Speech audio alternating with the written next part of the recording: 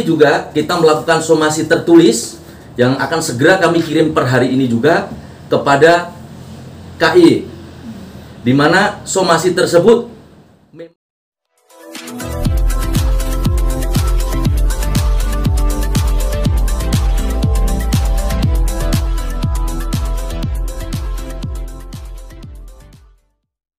selamat pagi menjelang siang kawan-kawan semua.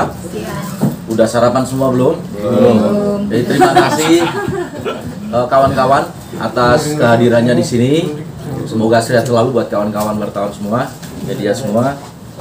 Perkenalkan dulu, saya Dewang Purnama, kuasa hukum dari klien saya, Gusti Rosalina Ocha, alias Mbak Ocha yang sering kita panggil. Dan ini di sebelah saya ada Kak Astrid, ini ketua apa Kak? Perempuan Merah Putih. Yang di sebelah kanan kita ini ada kawan baiknya Kak Ocha, namanya Kak Ica, anggota Perempuan Merah Putih juga. Anggota Perempuan Merah Putih.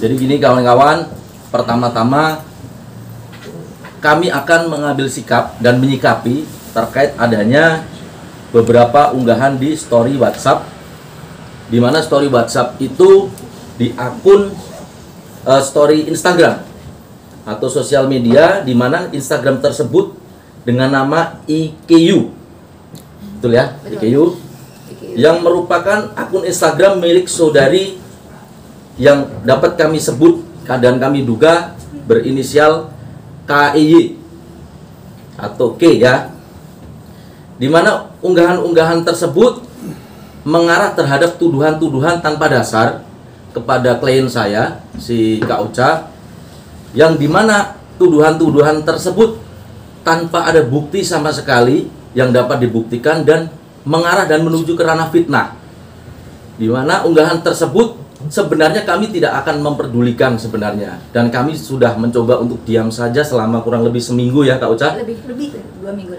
2 mingguan kita diam saja. Tapi memang keadaan dan kondisi berbeda dan berkata lain.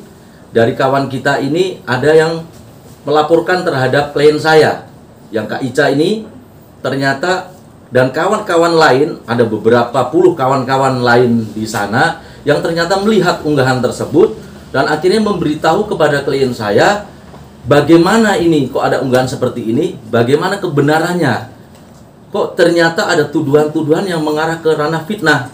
Disitulah yang membuat kita semua harus bertemu di sini untuk mengklarifikasi ini semua. Jadi kami juga bertanyakan apa maksud dan tujuan dia melakukan unggahan-unggahan tersebut, di mana memang unggahan-unggahan tersebut merupakan unggahan yang menurut kami sendiri, hemat kami, ini ada indikasi tanda kutip konsekuensi dan ada pasal-pasal yang mengatur terkait masalah Undang-Undang ITE. Jadi menurut kami terkait adanya unggahan tersebut, dan semua, untuk semua orang ya, bukan hanya dia, harus benar dalam melakukan media komunikasi. Untuk dia posisinya mau lakukan upload, mau posting apapun, dia harus tahu norma-norma di dalam memakai media sosial atau sosmed. Ini sebenarnya yang membuat kami harus angkat bicara saat ini di sini. Maksud dan tujuan dari inisial KIY ini apa, dan apa yang memang dia inginkan dari kami. Makanya ini mungkin harus kita angkat bicara, dan per hari ini saya selaku kuasa hukum dari Gusti Rosalina Ocha melakukan somasi terbuka terhadap saudari Keila Evelyn Yasir yang berinisial KIY. Itu kita melakukan somasi terbuka, dan juga hari ini juga kita melakukan somasi tertulis yang akan segera kami kirim per hari ini juga kepada KIY, di mana somasi tersebut memang secara hukum kita harus terapkan dahulu sebelum kita mengambil langkah-langkah selanjutnya. Dan di dalam somasi tersebut kami tegaskan untuk saudara KIY segera untuk mengklarifikasi dan melakukan permintaan maaf terhadap apa yang dia lakukan dan tuduhkan dan fitnah-fitnah menurut kami terhadap klien kami. Ada ancaman juga di situ. Ada beberapa ancaman. Jadi untuk terkait lebih lanjutnya, nanti supaya kawan-kawan saya ini yang ada di sebelah nih, Kak Astrid terkait masalah statement-statement yang kemarin sebelumnya dibuat sama si Kak Ocha sebagai Ketua Perlindungan Perempuan dan Anak Organisasi Perempuan Merah Putih, nanti supaya dijelaskan ini ketuanya Kak Astrid. Dan nanti terkait masalah siapa yang memberitahu klien saya, ternyata klien saya ini bukan tahu langsung dari apa yang ada di dalam handphone, apa yang di storyin, tidak, tapi dari orang-orang lain, kawan-kawan kita yang menginfokan dan memang yang peduli dengan klien saya, termasuk Kak Ica ini salah satunya. Ya mungkin nanti bisa dijelaskan Kak Ica gitu ya, itu memang kenapa kok bisa sampai Kak Ica ini memberitahu klien saya. Terus di situ Kak Ica itu kapan mendapatkan informasi dan story WhatsApp itu, coba nanti dijelaskan Kak Ica. Gitu kawan-kawan. Mungkin.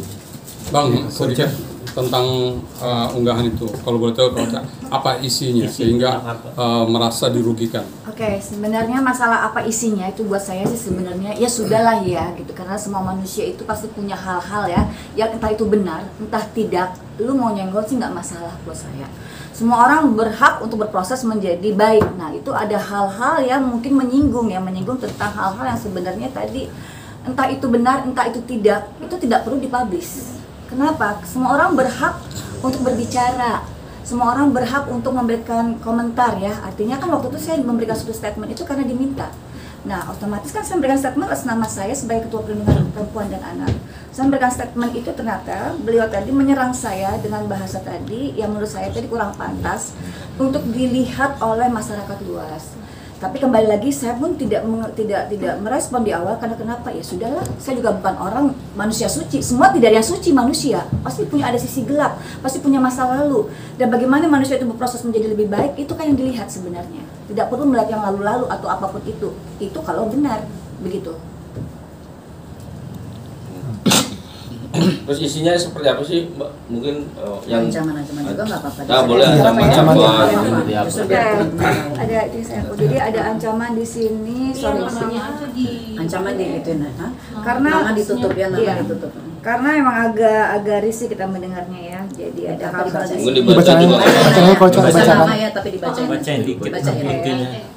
Mengaku ketua aktivis perempuan, korban KDRT seperti nggak pantes, Cak. Cius deh. Gua bukan kayak lu korban KDRT yang menang-menang wae. Maksudnya dia lu gerak dong, Cak, gitu ya kan. Betul, emang itu seperti itu. Nggak apa-apa maksud saya di sini ya. Emang Oce itu siapa? Maksudnya emang dia siapa pakai di tag aja kali ya. Jangan di Jangan ya. bacain aja. Ya ampun, gak heran dia hopengan sama si Ocha, maksudnya si mantan suaminya. Sama-sama gak jelas. Cak, mending you stop deh. A1 lu gua pegang. Ini perempuan, ya hidupnya lebih memperhatikan dari saya loh. Mending you sebut yang apa ya? Titik-titik gitu. Gak apa ya, gimana nih? Mending you mubas aja. Sono Cak, bakar no bakar. Urusin hidup lu sendiri yang lebih berantakan. Mau gue bawain polisi tes urin, Cak. Nah, kembali lagi. Terus ancaman mau disiram apa tadi? Disiram cabai itu dua aja dulu ya. Ya. Oke, nah ancaman di sini adalah lu usahain jangan sampai ketemu gue, Cak. Ntar gue siram pakai air cabai sama terasi loh. Cukup itu aja. Sisanya bahkan. Jadi sebenarnya sih Bang ya, Jadi gini, merespon dari beberapa hal yang disampaikan di story WhatsApp yang memang secara terang-terangan nih udah ditujukan kepada klien kami, saya cuma hanya menghimbau bahwa negara kita ini adalah negara hukum. Iya. Jadi bagaimanapun kita tahu apapun keadaan dari siapapun, kalau kita di situ melakukan justifikasi ke dalam medsos yang dia seolah-olah merupakan penyidik dari kawan-kawan Polri yang punya kewenangan untuk melakukan dan pendalaman terhadap orang tersebut, ini menurut saya kurang pantas. Karena apa? Karena dia sendiri menurut saya saat ini harus lebih terpentingnya mengedepankan emosi diri untuk terkait perkara-perkara kemarin yang menimpa dirinya, bukan malah melebar terhadap orang-orang yang saat ini benar-benar sayang dan peduli sama mereka semua, malah kita sendiri malah yang diserang sama mereka. Ini nggak pas menurut saya. Sedih banget itu. Itu kan kita juga prihatin aslinya. Di sini kita prihatin terhadap apa yang disampaikan dia. Kalau kita mengacu nih, terlalu dini juga mengacu undang-undangnya, mengacu pasal hukumnya. Di situ ada ketentuan pasal 27 ayat 3, juntonya di situ pasal 45, ayat 3 Undang-Undang nomor 19 tahun 2016, penggantinya adalah Undang-Undang nomor 11 tahun 2008. Itu yang mengatur terkait ITE ya.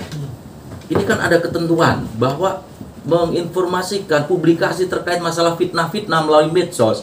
Ini ada ancaman hukuman yang luar biasa. Saya harapnya di situ kita semua termasuk dia sadarlah gitu loh. Sadar ini bukan kamu, kita peduli sama dia, tapi kenapa dia malah memperlakukan kita seperti ini? Dan secara terang-terangan imbas dari apa yang dia perlakukan dan apa yang dia upload di medsos tersebut mengakibatkan klien saya domain publik menyudutkan bahwa apakah klien saya di situ sesuai yang dia bicarakan. Ini kan merugikan nih, segi imaterial maupun material. Klien saya di situ memutus beberapa pekerjaan yang tidak seharusnya diputus. Inilah yang membuat kita kecewa. Kerugian material memang di situ sudah muncul selama beberapa waktu ini. Toh juga posisinya di sini kita baik sama dia, tujuan kita di situ mengedepankan kepentingan anak gitu Kak Uca ya. Mengedepankan kepentingan anak. Yang perlu diketahui satu, bahwa anak itu tidak ingin dilahirkan lewat kita, tapi kitalah yang meminta anak itu dilahirkan untuk kita. Makanya bahasa anak di dalam agama saya, kalau saya ini muslim, adalah sebuah titipan ilahi yang harus kita jaga. Kenapa ini orang malah melebarnya ke ranah lain, bukan mengedepankan titipan yang diberikan yang kuasa gitu. Mengurus anak lah sebenarnya. Gitu ya Kak. Iya. Jadi terkait apa beberapa tanggapan itu silahkan nanti perempuan merah putih lah yang akan bicara. Ada statement itu, apakah dulu di situ ada tugas dari perempuan merah putih yang memang peduli banget terhadap kepentingan perempuan kan gitu. Jangan lupa ya di subscribe dan nyalakan lonceng notifikasinya.